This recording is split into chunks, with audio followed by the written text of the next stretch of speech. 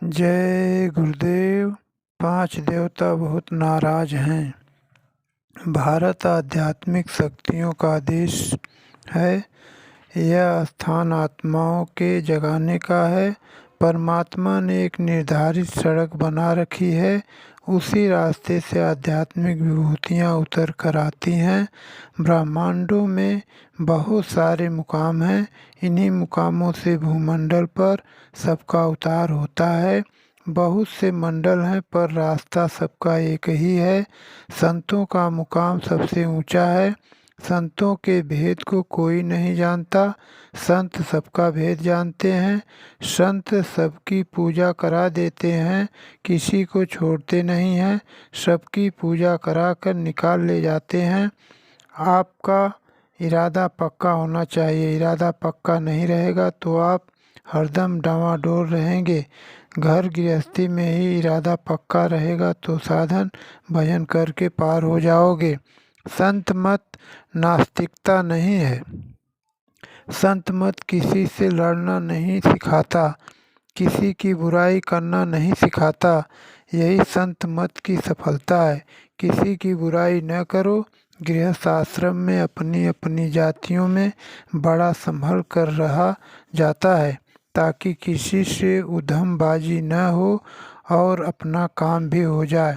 यह है कलयुग। इसी के हिसाब से चलना होगा। काम उतना ही जितनी आवश्यकता है, फंसना नहीं है। कर्मों का नाश करना है। जो किया है उसे बंद करना है। महात्माओं के पास हर तरह की शक्ति होती है।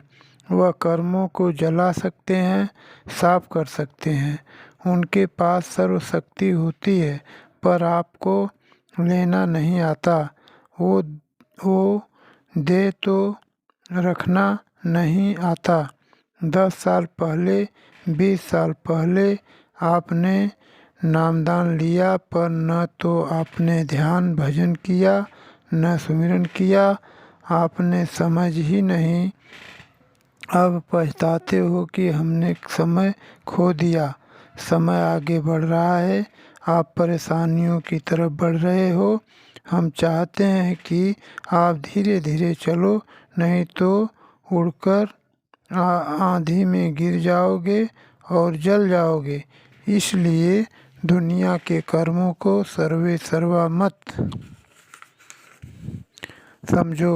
इधर काम करो और समय बचाकर अपनी आत्मा के लिए कुछ कर लो।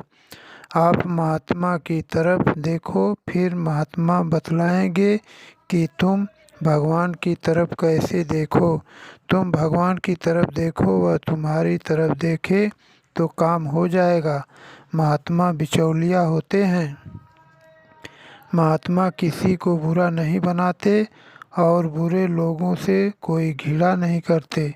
उनके पास औषधि है, उससे बुराई छुड़ा देते हैं। जब तुम मानव धर्म नहीं समझोगे तो आध्यात्मिक विद्या को क्या समझोगे। लोगों को बुरा तो जरूर लगेगा कि बाबा जी ऐसा सामूहिक प्रचार मानवता का क्यों करते हैं, पर मैं तो विवश हूँ। प्रचार करने के लिए मुझे तो हुक्म मिला है। मैंने आपको बताया था कि पांचों देवता अग्नि, वायु, पृथ्वी, आकाश और जल आपसे बहुत नाराज हैं। उन्होंने बहुमूल्य वस्तुएं अपने अंचल में छिपा रखा है।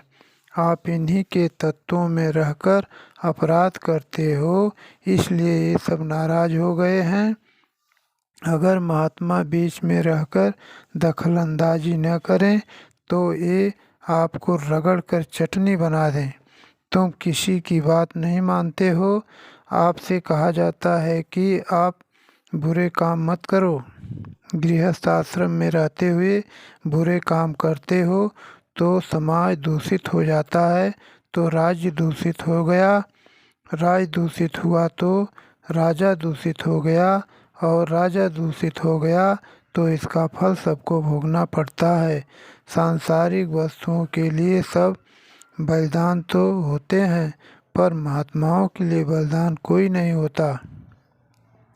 महात्मा किसी के दुश्मन नहीं।